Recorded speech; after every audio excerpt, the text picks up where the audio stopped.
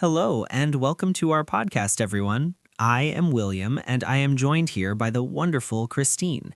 Today, we are going to talk about something that no one tells you when you are trying to learn English. Hi, William. I am so excited for this episode because this topic could change everything for our listeners. Many people believe that to be good at English, they must be perfect. That is a very common belief, but it is actually a trap. Most people think that fluency means speaking fast. They think if they speak fast, people will respect them or think they are like a native speaker. I see that all the time.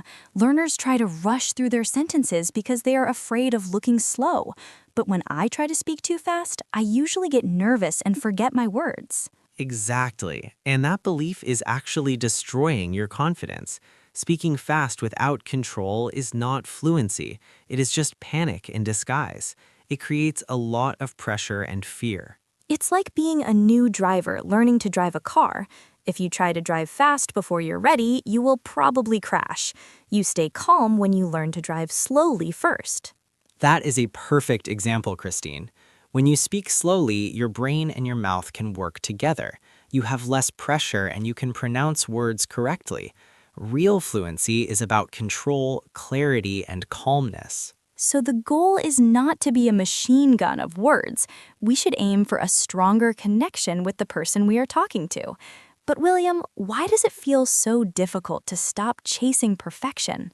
Perfectionism creates a mental lag in your head. Many learners try to overthink every sentence before they say it. They want the grammar to be 100% correct before they open their mouths. I do that. I sit there and think, should I use the past tense or the present perfect? And then the conversation has already moved on without me. That is the problem with waiting for perfect grammar.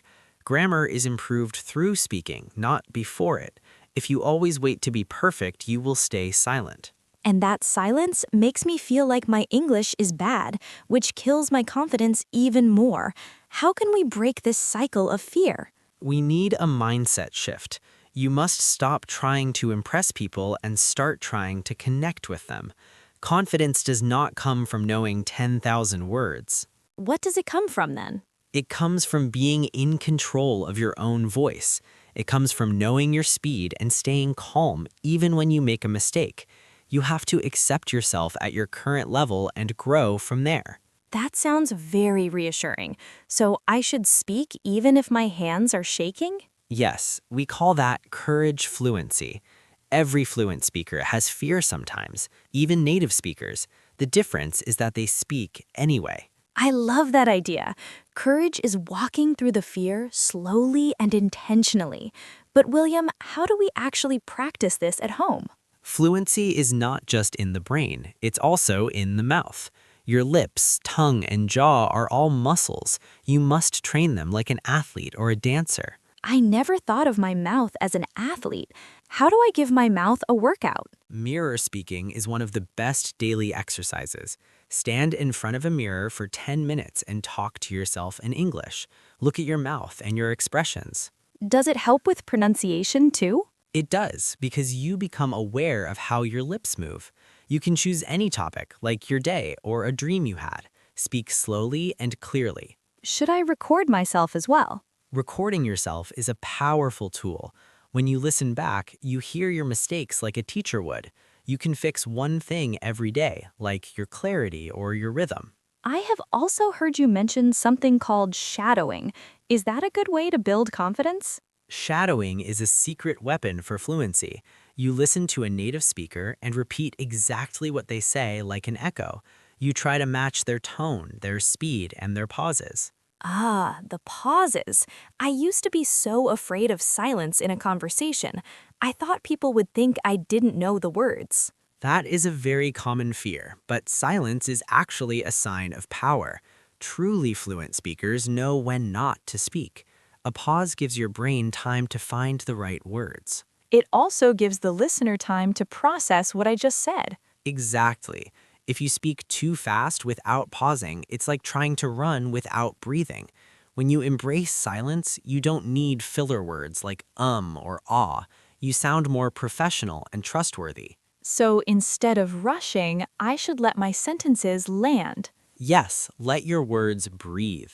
Another great tip is to speak in chunks. Don't speak word by word, but in small groups of words. It makes your speech flow much more naturally. That makes so much sense. William, I also find that I translate everything in my head before I speak. It makes me feel so slow. To stop translating, you must make English your inner voice. You can start by thinking in very small sentences. Instead of thinking in your native language, think, I will cook rice today. Can I do this while I'm doing chores? Yes, you should narrate your day like a story. Say things like, I am making coffee now, or the water is hot. Don't worry if the sentences are basic. The goal is presence in English, not perfection. It's like turning my house into an English zone. It is. You can also name every object you see around you. Look at your fan, your curtains, or your remote. If you don't know a word, search for it and say it 3 times. That builds vocabulary without using boring textbooks. William, what about learners who are very shy to speak to others? You can start by speaking to imaginary people. Imagine you are giving a speech or having an interview. This trains your brain to respond under pressure when no one is watching.